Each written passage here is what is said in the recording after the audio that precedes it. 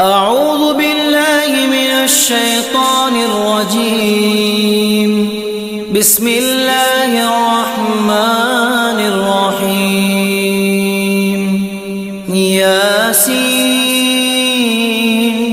والقرآن الحكيم إنك لمن المرسلين على صراط مستقيم تنزيل العزيز الرحيم لتنذر قوما ما أنذر آباؤهم فهم غافلون.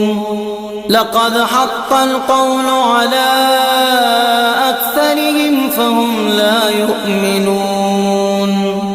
إنا جعلنا